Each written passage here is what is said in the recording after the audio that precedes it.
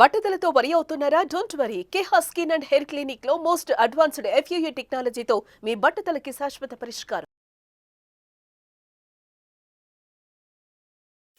నా ప్రసంగాలు వింటూ చాలా కామెంట్స్ రాస్తూ ఉంటారు. ఒకచోట ఒక అబ్బాయి నాకు జస్ట్ 23 year old అబ్బాయి ఒక చిన్న క్లిప్ పెట్టాడు నా నెంబర్కి. బెంగళూరులో 23 year old బాయ్స్ 2.5 లక్షల రూపాయలు అదేదో మోటార్ సైకిల్ కొనుక్కున్నారట.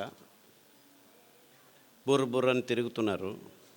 సార్ చెప్పినట్టు హెల్మెట్ పెట్టుకోకుండా యాక్సిడెంట్ పాలయ్యారు. ఇద్దరికి తల క్రియేట్ అయింది. స్పాట్, చనిపోలేదు, హాస్పిటల్లో కోమాలో ఉన్నారు. ఆ హాస్పిటల్లో ఇలా యాక్సిడెంట్ అయ్యి కోమాకు వెళ్ళిన వాళ్ళు ఇప్పటికి 1000 మంది అడ్మిట్ అయితే ఒక్కరూ బయటికి రాలేదు. అందరూ పైకి వెళ్ళిపోయారు. 3 రోజులు 4 రోజులు 5 రోజులు ఐసీలో ఉన్న తర్వాత. సో ఆ డాక్టర్లు అందరూ అక్కడికి వెళ్ళిపోయారు, ఇంకేమీ లేదు, అందరూ పిలుచుకోండి అని చెప్పి వాళ్ళ ఇంట్లో అందరికీ చెప్పేశారు. 3 రోజుల తర్వాత ఒక అబ్బాయి చనిపోయాడు. ఇంకా 3 రోజుల తర్వాత ఇంకో అబ్బాయి ఇంకా చనిపోలేదని డాక్టర్లు అందరూ వెయిట్ చేస్తుంటే 6వ రోజు రాత్రి ఠక్కని లేచి కూర్చున్నాడు. ఇంకా 6 వారాల్లో బాగా అయిపోయాడు, నడుస్తున్నాడు. సో ఈ డాక్టర్లందరికీ అనుమానం వచ్చింది, ఏం జరిగింది, ఇంతమంది చనిపోయారు సార్ మీకు చెప్తారు. ఆయన చెప్పాడు కదా, ఆరోగ్యం ఉన్నా యాక్సిడెంట్లో చనిపోతారు మీరు, జాగ్రత్త అని. ఇది జరిగిన విషయం. ఎలా బయటపడ్డాడు వీడు? 1000 మంది చనిపోయారు, ఇంత కోమాలో ఉన్నవాడు మళ్ళీ వెనక్కి వచ్చాడని వాళ్ళు అదే పనిగా పని కట్టుకొని ఎంక్వైరీ చేశారు. వాళ్ళ ఇంటికి వెళ్ళారు. వాళ్ళ అమ్మ నాన్నని అడిగితే, మా అబ్బాయి యూట్యూబ్లో డాక్టర్ ఖాదర్ ప్రసంగాలు విని గత 2 సంవత్సరాలుగా సిరిధాన్యాలను మాత్రమే భోంచేస్తున్నాడు.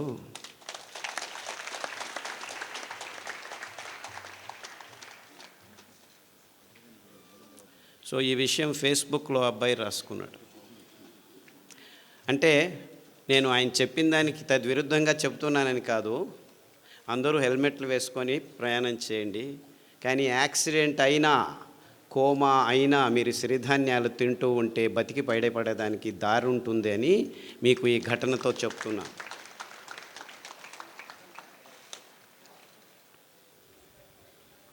నేను గుంటకల్లోనే చదివాను. చేంతాడు చేతిలో వేసుకొని 6 కిలోమీటర్లు దూరం వెళ్ళి, ఆ చేంతాడు ఒకే బావి ఉండేది, నీళ్ళ బావి, ఆ దర్గా దగ్గర అటువైపుకి వెళ్ళేవాళ్ళం మేము.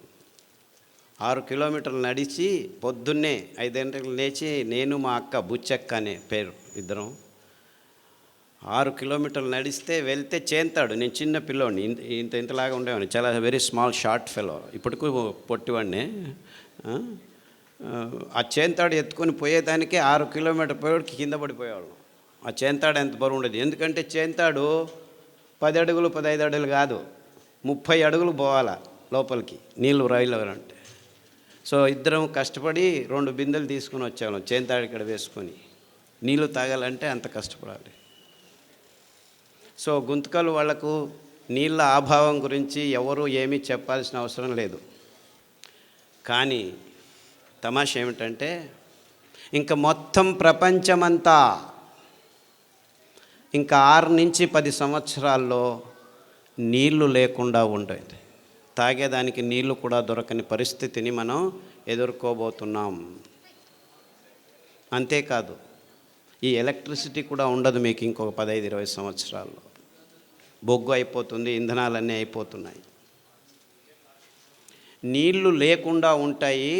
ఇప్పుడు మీరందరూ హ్యాపీగా వరి బియ్యము, గోధుమలు, చక్కెర, మాంసము, కోడిగుడ్లు తింటూ ఉన్నారు. ఇది తింటూ మీకు ఆరోగ్యం వచ్చింది అనుకున్నాం, అందరూ బాగానే ఉన్నారు అనుకుందాం, రోగాలు లేవు అనుకుందాం, ఎవరికి బీపీ లేదు, ఎవరికి డయాబెటీస్ లేదు, ఎవరికి క్యాన్సర్ లేదు, ఎవరికి HIV లేదు, ఏమీ లేదు, అందరం బాగున్నాం. వరి బియ్యం చాలా మంచిది, తింటే ఏమీ రోగాలు రావు, ఇంకా ఆరోగ్యంగా ఉంటుంది అని కూడా అనుకుందాం. గోధుమలు తింటే చాలా అద్భుతంగా ఉన్నాము అనుకున్నాం. అఫ్కోర్స్ మనమందరము వెంట్రుకలకు పెయింట్లు చేసుకొని యంగ్ పీపుల్ అనుకొని తిరుగుతూ ఉంటున్నాము. అది వేరే విషయం, రోగాల గురించి తర్వాత చెప్తాను. అంటే మనం తింటున్న పదార్థాలన్నీ మంచివే, ఆరోగ్యంగానే ఉన్నామని అనుకున్నా ఈ రెండు కారణాలకి మనం వరి బియ్యం తినటం ఆపు చేయాలి, గోధుమలు తినటం ఆపు చేయాలి, చక్కెర తినటం ఆపు చేయాలి, కోడిగుడ్లు తినటం ఆపు చేయాలి, అన్నీ తినటం ఆపు చేయాలి. ఎందుకంటే నీళ్లు లేవు. ఇంకా 15 సంవత్సరాల్లో వరి బియ్యం పెంచుకునేదానికి నీళ్లు ఉండవు, కోడిగుడ్లు తయారు చేసుకునేదానికి నీళ్లు ఉండవు, చక్కెర పెంచేదానికి, చెరుకు పెంచేదానికి నీళ్లు ఉండవు, ఏమీ ఉండవు. 4 వానలు వస్తే చివరకు పెరిగేది ఈ సిరిధాన్యాలే. అంటే వీళ్ళందరూ చెప్తున్నారు రుచిగా చేయండి, ఇది చేయండి, అది చేయండి. అవంతా ఏమీ అవసరం లేదు. ఇంకో 10 సంవత్సరాలు మీరు అందరూ కళ్ళు మూసుకొని నీళ్లు లేని పరిస్థితిని ఆలోచించుకోండి. కోర్స్ నా దురదృష్టం, గుంతకల్లో వచ్చి నీళ్లు లేని పరిస్థితిని ఆలోచించండి అని చెప్తే వీడు పిచ్చోడు మాకు చెప్తున్నాడు అనుకుంటారు. నేను అనుభవించాను. కానీ ప్రపంచమంతా ఇదే స్థితికి రాబోతుంది ఇంకో 10-15 సంవత్సరాల్లో. ఈ డ్యాములు కట్టినారు, ఏమీ లాభం లేదు. డ్యాముల్లో నీళ్లు ఉంటాయి కదా మీరు ఎత్తిపోసేది. ఆ నీళ్లు లేని పరిస్థితుల్లో మొత్తం ప్రపంచమంతా హాహాకారాలతో, ఆకలి మంటలతో భయానక స్థితిని ఒక్కసారి కళ్ళు మూసుకొని ఊహించండి. ఆ స్థితి నుంచి దూరం కావాలంటే మనం 20 సంవత్సరాల ముందే ఎంత మంచివైనా, గోధుమలు మంచివే అని చెప్తున్నాను, చక్కెర మంచిదే అని చెప్తున్నాను, ఏమి రోగాలు రావట్లేదని చెప్తున్నాను, ఇదంతా ఇమాజినరీ కండిషన్. కోర్స్ ఇప్పుడు ఉన్నది అన్ని రోగాలే అనేది ఇంకొక 5 నిమిషాల్లో మాట్లాడతాను. కానీ సిరిధాన్యాల మహత్వము జస్ట్ మీ ఆరోగ్యానికి కోసం కాదు, మీ పిల్లల ఆరోగ్యం కోసం కాదు, ప్రకృతి కోసం కాదు. ప్రకృతిని మీరు రక్షించాల్సిన అవసరం లేదు. ఇవన్నీ కారణాలు కాదు, కానీ ఇవన్నీ ముఖ్యమైన నిజమైన ప్రాక్టికల్ కారణాల కోసం సిరిధాన్యాలను తినమండి అని చెప్తూ వస్తున్నాను ఇంతవరకు. కానీ ఇప్పటి నుంచి నేను ఇవన్నీ కారణాలే కాదు, ఇంకా 10-15 సంవత్సరాల్లో మొత్తం మానవ కులమంతా ఆకలితో హాహాకారాలు బొబ్బేలు పోతుంటే మిమ్మల్ని ఆ భయంకరమైన క్రైసిస్ నుంచి బయటకు పడాలంటే బయటపడేదానికి పనికి వచ్చేది సిరిధాన్యాలు మాత్రమే. ఆ ఒక్క కారణానికే, అంటే మానవ కులం ముందు రానున్న ఈ భయంకరమైన క్రైసిస్ నుంచి బయటపడాలంటే మొత్తం ప్రపంచమంతా పిల్లలు, పెద్దలు అందరూ ఏ దారి లేదు, ఏ గతి లేదు, ఉండేది ఒకే దారి, అది సిరిధాన్యాలు తినే ఒకే ఒక్క దారి. ఈ క్రైసిస్ని మానవ జాతి ఎదుర్కోవాలంటే ఈ దారి తప్ప ఇంకా ఏ దారి లేదు అని గట్టిగా నమ్మిన వాడిని నేను. అందుకే 40 సంవత్సరాల క్రితమే ఈ విషయాల్ని పూర్తిగా విశ్లేషణ చేసి, అరే ఈ రోగాలకు పక్కన ఉంచండి, మీ తలల మీద తెల్ల వెంట్రుకల గురించి పక్కన ఉంచండి, నాకు క్యాన్సర్ వచ్చింది అని బాధపడే వాళ్ళ గురించి నేను బాధపడటం లేదు. మొత్తం మానవ కులమే కాదు, ప్రపంచంలో ఉన్న జీవరాశి అంతా ఈ భయంకరమైన సన్నివేశాన్ని ఎదుర్కోబోతుంది ఇంకో 20-30 సంవత్సరాల్లో. నేను చెప్పేది అతిరేకంగా లేదు, మీరందరూ దీనిల గురించి ఆలోచించట్లేదు, ఎవరూ ఆలోచించట్లేదు. అంటే ఎంత భయంకరమైన ఇక్కట్టును మనం ఎదుర్కోబోతున్నామని మన కళ్ళ ముందు మనం ఎవరు కూర్చొని ఆలోచించేదానికి రెడీ లేదు. ఎందుకంటే నా తలల మీద వెంట్రుకలు వెళ్ళిపోతున్నాయి, నా అబ్బాయికి 3 సంవత్సరాలు డయాబెటీస్ వచ్చింది, మా అమ్మాయి 180 కేజీలు ఉంది, నడవలేకపోతుంది, మా చిన్న పాపకు బ్లడ్ క్యాన్సర్ వచ్చింది, 3 సంవత్సరాలకు బ్లడ్ క్యాన్సర్, బోన్ క్యాన్సర్ వచ్చింది, లంగ్ క్యాన్సర్ వచ్చింది. ఇలా మనము 100కి 70 మంది బీపీ ట్యాబ్లెట్ తీసుకుంటున్నాము, 100కి 38 మందికి డయాబెటీస్ వచ్చింది, 100కి 36 మంది థైరాయిడ్ ట్యాబ్లెట్ తీసుకుంటున్నాము, 100కి 16 మందికి నిద్ర రావట్లేదని ట్యాబ్లెట్ తీసుకుంటున్నారు, 100కి 16 మంది నిద్ర ఎక్కువ వస్తుందని ట్యాబ్లెట్ తీసుకుంటున్నారు. ఇలా ఎన్నెన్నో కారణాలు ఉన్నాయి, ఎన్నెన్నో రోగాలు ఉన్నాయి. హెచ్ఐవి వచ్చింది, ఎస్ఎల్ఈ వచ్చింది, ఐఎస్ఆర్ వచ్చింది, ఐబిఎస్ వచ్చింది. ఇలా అక్రానిమ్స్ పెట్టుకొని 185 రోగాలను లిస్టు చేసుకుంటున్నాము. ఈ రోగాల పేర్లు వినాలంటేనే భయం అవుతుంది. రోగాలు వస్తే ఇంకెంత భయమో. అది ఇంతకుముందు డయాబెటీస్ 100కి 5 మందికి 10 మందికి వచ్చేది, 50 సంవత్సరాల పైన వచ్చేది. ఇప్పుడు 5 సంవత్సరాల లోపు పిల్లలకే 100కి 5 మందికి వచ్చేసింది. మీరు ఎంత దీన స్థితిలో అనారోగ్యంలో ఉన్నా 6 వారాల్లో మీ దేహం పుంజుకుంటుంది. ఇంకా ఒక ట్రిక్ ఉంది.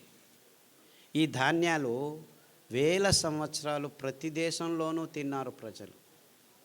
మీరు అనుకున్నట్టు మన దేశంటి కాదు ఇవే, మన దేశంలోనూ ఉన్నాయి, వేరే దేశాల్లోనూ ఈ భోజనాలే చేస్తూ నింది ప్రజలు. ఇటాలియన్ మిల్లెట్ అంటారు ఏదాన్ని, కొర్రల్ని. అండు కొర్రల్ని అమెరికన్ మిల్లెట్ అంటారు. ఆఫ్రికన్ మిల్లెట్ అంటారు లిటిల్ మిల్లెట్ని, అంటే సామెల్ని. ఊదుల్ని జర్మనీస్ మిల్లెట్టు, జాపనీస్ మిల్లెట్టు, రష్యన్ మిల్లెట్టు అంటారు. ఇన్ఫ్యాక్ట్ ఊదుల్లో చాలా రకాలు ఉన్నాయి, అన్నీ ఊదులే. రష్యన్ మిల్లెట్ వేరే, జర్మన్ మిల్లెట్ వేరే, జాపనీస్ మిల్లెట్ వేరే, అన్నీ ఊదులే. బోర్నియాడ్ మిల్లెట్ అంటారు. అరికలు కోడో మిల్లెట్ అంటారు. హిమాలయ కొండ చర్యల్లో యథేచ్ఛగా ఇప్పటికీ పెరుగుతున్నాయి. అంటే అక్కడి నుంచి ఇక్కడికి వచ్చాయి కాదు, అక్కడ ఉన్నాయి, ఇక్కడ ఉన్నాయి, వేల సంవత్సరాల క్రితమే ఉన్నాయి. ఎందుకంటే దీనికి ఆర్కియలాజికల్ ఎవిడెన్సెస్ మొన్ననే దొరికాయి. ఈ C4 ఫుడ్స్ అంటారు దీన్ని.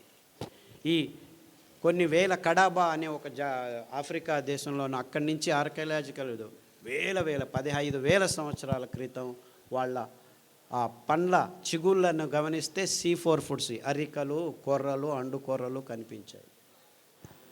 అర్థమవుతుందా నేను చెప్పేది? అంటే ఈ తజ్ఞులు ఆ దేశం నుంచి మన దేశంకి వచ్చింది, ఈ దేశం నుంచి ఆ దేశానికి లేదు. మనకు ముందు సంపర్కం ఉండేది కాదు. ఖండాంతరాల్లో అంతెందుకు గుంతకలు వాళ్లకు వింధ్య పర్వతాల వెనకాయ ఉండేది తెలియదు ముందు. అంటే ఎక్కడి వాళ్ళు అక్కడ ఉండేవాళ్ళు. ఆయా జాగాల్లో ఆయా నీళ్లకు ఆయా గాలికి ఏదేది పెరుగుతుందో దాన్నే తింటూ ఉండేవాళ్ళు. అదే నిజమైన ఆహారం. అలాంటి అద్భుతమైన ఆహార పద్ధతిని అంతా నాశనం చేసుకొని ప్రపంచమంతా బియ్యం గోధుమలు తింటున్నారు. అదే అవైజ్ఞానికమని ఎవరికీ అర్థం కావట్లేదు. ఎందుకు వచ్చింది? ఈ కంపెనీల హితాశక్తి కోసం అందరూ కాఫీలు, టీలు, బియ్యము, గోధుమలు, పాలు, చక్కెర తింటున్నామని ఎవరికి అర్థం కావట్లేదు. నేను పాలు తాగొద్దా, పాలు తాగొద్దా, బియ్యం తినొద్దా, గోధుమలు తినొద్దా, ఇంకేం తినాలి, మన్ను తినాలా? అందరూ ఈ ప్రశ్న అడుగుతారు నన్ను. అరే 150 సంవత్సరాల క్రితం వెళ్తే ఎవరికి తెలియకుండా ఇవన్నిటిని పెంచుకొని అందరూ తినేవాళ్ళు, వాళ్ళకు రోగాలు ఉండేవి. ఈ ఒక్క విశ్లేషణతోనే నేను ఈ ధాన్యాల్ని వెతకడం మొదలుపెట్టాను. 30 సంవత్సరాల క్రితం అమెరికా వదిలిపెట్టి పల్లెల్లో తిరిగి ఈ విత్తనాలని తీసుకొచ్చి మా ఇంటి వెనక పెరట్లో కొద్దిగా పెంచి మళ్ళా రైతులకిచ్చి ఆ ధాన్యాన్ని నేనే కొనుక్కొని రోగులకిచ్చి బాగవటం. మొత్తం 8 సంవత్సరాలు నేను ఒక్క మాట మాట్లాడలేదు. నేను ఆలోచించింది కన్ఫర్మ్ కరెక్ట్ అని తెలిసిన తర్వాత పల్లెకు వెళ్ళి మాట్లాడడం మొదలుపెట్టాను. వేల మంది రోగులకు బాగా అయిన తర్వాత చెప్పడం మొదలుపెట్టాను. SLE, HIV, ఇప్పటికి ఎంతమంది HIV పేషెంట్లు. నేను మొన్న ఇక్కడి నుంచి బెంగళూరు నుంచి హిందూపూర్కి వస్తుంటే 4 పేషెంట్లు ఫోన్ చేశారు. సార్ మీరు చెప్పిన ఈత ఆకు కషాయము, బిల్వ ఆకు కషాయము, గరిక కషాయం తాగుతున్నాము, అరికెలు, సామెలు, గంజి తాగండి. గంజి గురించి చెప్పవే, చాలా వేల సంవత్సరాల క్రితము ఈ విసిరేది దంపేది రాళ్ళు లేవు, అప్పుడు ఇంకా తెలియదు.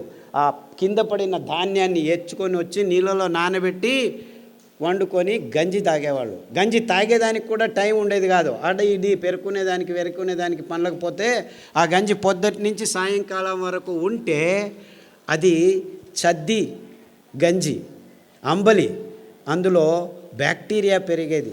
ఆ బ్యాక్టీరియా మన పొట్టలకి అతి ముఖ్యమైనది, అతి రోగ నిరోధక శక్తిని మన దేహంలో పెంచేది. ప్రోబయోటిక్స్ అని ఈ మధ్య కొత్తగా మొదలుపెట్టారు ఈ డాక్టర్లు, ఇంజనీర్లు అందరూ.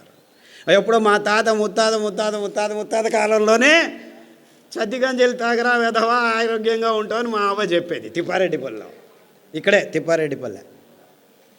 కొరగంజి పొద్దున్న చేసి రాత్రి తాగు, రాత్రి చేసి పొద్దున్న తాగు అనేది. అదెందుకు? పొద్దున్న చేసి పొద్దునే తినచ్చు, నీకు తెలియదులే, రాత్రి తాగు అనేది. దాంతో కావాలంటే ఈ ఎర్రగడ్డ కొరుక్కో అని చిన్నది సాంబార్ ఉల్లిపాయ ఉండేది, దాన్ని ఇచ్చేది అనమాట. అమేజింగ్లీ ఆ ఉల్లిపాయ తింటే మీలో ఉన్న అన్ని అలర్జీస్ మాయమైపోతాయి. గోరుకునేది సిట్రజిన్ వేసుకునేది, ఎప్పుడు చూడు ఎరుకుంటూ ఉంటే సిట్రజిన్ వారానికి ఒకటి పోయి 2 రోజులకు ఒకసారి అయిపోయి రోజుకు 2 సార్లు వేసుకున్నా కానీ ఆపితే చాలు గీరుకుంటూ ఉంటారు. ఆ అలర్జీస్ అన్నీ వారం రోజుల్లో మాయమైపోతాయి. మీరు అరికల గంజి, ఈ ఉల్లిపాయ రసం, 4 ఉల్లిపాయలు ఉడికించి ఆ రసం తాగితే చాలు 6 వారాల్లో మీకు ఈ అలర్జీస్, పొద్దున్న లేస్తే తుమ్మేది, చెవులో నొప్పి వచ్చేది, పాలు తాగేసి ఆపేసి ఈ కషాయాలు తాగండి. అంతెందుకు, ఉచ్చలు రాత్రి లేచిందే, పోసిందే, లేచింది పోసేది, ఇంత పోసేది వచ్చేది, ఇంత పోసేది రాదు బయటికి. ఇవన్నీ 6 వారాల్లో మాయమైపోతాయి. 6 వారాలు, ఎక్కువ అవసరం లేదు, 6 వీక్స్. కానీ డాక్టర్ల దగ్గర పోతే ప్రోస్టేట్ ఊతో వచ్చింది నాయన, తీసేస్తాం రా అంటాడు. తీసేసిన తర్వాత మళ్ళీ అదే ప్రాబ్లం, ఇంకొకటి ఏదో కారణం. ఇంకేం కారణము? నరాలు దౌర్బల్యం ఉన్నాయి అక్కడ. మీరు ప్రోస్టేట్ తీసినా ఏమి తీసినా అదే రోగమే.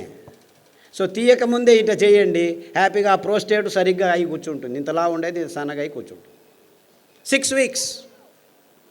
ఇలా చాలా రోగాలకి ప్రతిదినం సతమవుతున్నారు. నేను చెప్పేది క్యాన్సర్, హెచ్ఐవి గురించి ఆలోచించద్దండి. చాలామందికి ఇంకా రోగాలు రాలేదు, 120 మందికే వచ్చింది. ఇంకో 300 రోజుల్లో చాలామందికి వస్తాయి. కానీ వేరే వాళ్ళకు మైగ్రేన్ అండి, తలనొప్పి, ఇటువైపు వస్తుంది, వాంతికి వస్తుంది, మళ్ళా వస్తుంది. ముట్టయినప్పుడు ఆడపిల్లలందరూ కింద బడి ఎంత నొప్పులో, నో ప్రాబ్లం, ఒక ట్యాబ్లెట్ వేసుకో, ఎన్ని రోజులు వేసుకుంటూ ఉండు, కిడ్నీ లేచిపోయేంత వరకు వేసుకోవాలి. కిడ్నీలు లేచిపోతున్నాయి ఆడవాళ్ళకి, ముట్టు ప్రాబ్లమ్స్ కోసం పెయిన్ కిల్లర్స్ తీసుకొని, నో ప్రాబ్లం, డయాలిసిస్ యూనిట్ ఉంది, రండి. And this is science for you. ఈ డాక్టర్ల దగ్గర చుట్టూ తిరుగుతుంటే మీకు ఏం దొరుకుతాయి? ట్యాబ్లెట్లు, ఆపరేషన్లు, అంతకంటే ఎక్కువ ఏం దొరకదు. ఆరోగ్యం దొరకదు, ఆరోగ్యం ఆసుపత్రుల్లో లేదు.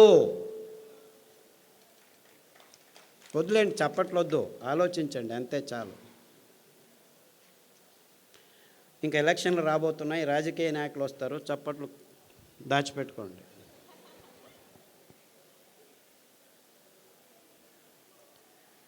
ఎక్కడుంది ఆరోగ్యం? మన కొర్రల్లో ఉంది, మన కానుగ కషాయంలో ఉంది, మన పారిజాత పువ్వుల్లో ఉంది, మన రావి చెట్లల్లో ఉంది, మన కానుగ చెట్లల్లో ఉంది, అండు కొర్రల్లో ఉంది, ఊదుల్లో ఉంది. ఇంత అద్భుతమైన పదార్థాలు మీరు ఏమైనా డబ్బు ఖర్చు పెట్టాలా? పేద రైతులు పెంచగలరు. దాన్ని అక్కడికక్కడే మీ ఇంట్లోనే రెడీ చేసుకునేదానికి బుచ్చి మెథడ్ అని మా అక్క నేను కలిపి కనిపెట్టాము. అందరూ హ్యాపీగా ఇంట్లో ఎవరైనా సరే రాత్రి నానబెట్టి పొద్దున ఎండబెట్టి అలా అంటే చాలు, బియ్యం రెడీ. ఇంకా అద్భుతం ఏం తెలుసా? ఈ ధాన్యాలు 7 సంవత్సరాలు నిల్వ ఉంచిన ఒక్క కెమికల్ లేకుండా, ఒక్క పురుగు రాకుండా ఉంచుకోవచ్చు ఈ 5 ధాన్యాలు. మీకు ఎప్పుడు కావాలో అప్పుడు బియ్యం రెడీ చేసుకోండి. సో అందరూ అంటున్నారు పేదవాళ్ళకి ఇది కష్టమని. ఇన్ఫ్యాక్ట్ పేదవాళ్ళకే ఈజీ. ఈ పెద్దవాళ్ళు పనులు చేసుకోలేరు, డబ్బులు ఉన్న వాళ్ళు. మీరు చేసిస్తే వాళ్ళు తింటారు. అంటే మీరు కొనాల్సిన పని లేదు. 2 ఎకరాల మెట్ట భూమి ఉంటే పెంచుకోండి, ఇంట్లో పడేసుకోండి. ఎప్పుడు కావాలంటే ఆ మిక్సీలో 1 కేజీ రెడీ చేసేదానికి మీకు 20 కేజీలు 2 గంటల్లో పని చేసుకోవచ్చు. ముందులాగా దంచాలి, విసరాలి అని ఏమీ లేదు. కావాలంటే మీకు డబ్బు కావాలంటే మీరే రెడీ చేసి పక్కనున్న ఊరికి అందజేయచ్చు. 10 మంది కూర్చొని ఆడవాళ్ళు పని చేస్తే దగ్గర దాదాపు 500 కిలోలు రెడీ అవుతాయి. ఆ పని బాలన్ గారు చేసి చూపించారు. ఇక్కడ అనంతపూర్లో భానుజ అని ఇంకొక మహిళా సంఘం వాళ్ళు చేస్తున్నారు. అంటే పేదవాళ్ళకి ఇవి అతి చౌకగా, ఎవ్వరి హంగు లేకుండా, హంగామా లేకుండా పెంచుకొని ఇంట్లోనే తయారు చేసుకొని తినేంత వరకు మేము అన్ని రకాలుగా ఏర్పాటు చేశాము. మీరు చేసుకోవాలి అంతే. అంటే పేదవాళ్ళకి ఏమీ ఇబ్బంది లేదు. ఇంకా కొనుక్కునే వాళ్ళకే రూపాయలు ఆ కేజీ, 150. యాక్చువల్లీ రైతులకు మీరు 10 రూపాయలు, 11 రూపాయలు మధ్యవర్తులు తింటున్నారు మధ్యలో. అయినా కానీ 100 రూపాయలు ఇచ్చి కొన్న ఒక కేజీ 10 మంది తినొచ్చు మీరు. ఎందుకు? ఇందులో పీచు మధ్యలో ఉంది. నానబెడితే, రాత్రి నానబెట్టి పొద్దున వంట చేస్తే ఒక కేజీ బాగా వికసించి అరలితే మీరు 10 మంది తినొచ్చు అనమాట. అదే బియ్యం అయితే, వరి బియ్యము కేజీకి 4 తిని ముగించేస్తాం అన్నమాట. అంటే ఒక కేజీకి 4, ఇక్కడ ఒక కేజీకి 10 మంది, వీడు 30 రూపాయలు కేజీ అనుకో, 30 × 2.5 కేజీలు అంటే అది అంతే అయింది కదా. ఆ బియ్యం తిన్న తర్వాత మీరు ఎక్కడికి పోతున్నారు? ఆసుపత్రిలో చుట్టూ తిరుగుతున్నారు. ఈ బియ్యం తింటే మీరు రైతుల దగ్గరికి వెళ్ళచ్చు. అంటే నిజంగా మీరు ఎవరి చుట్టూ తిరగాలి? ఆరోగ్యం కావాలంటే ఎవరి దగ్గరికి వెళ్ళాలి మీరు? ఇన్ఫ్యాక్ట్ నిజంగా మనకు ఆరోగ్యం కావాలంటే ఆ రైతుల వైపు మన ముఖం చూపించాలి, వాళ్ళను గౌరవించాలి. వాళ్ళు పెంచే ధాన్యానికి విలువ ఇచ్చి భక్తితో తీసుకుంటే వాళ్ళు బాగుపడతారు, మనము బాగుపడతాం. అర్థమవుతుందా?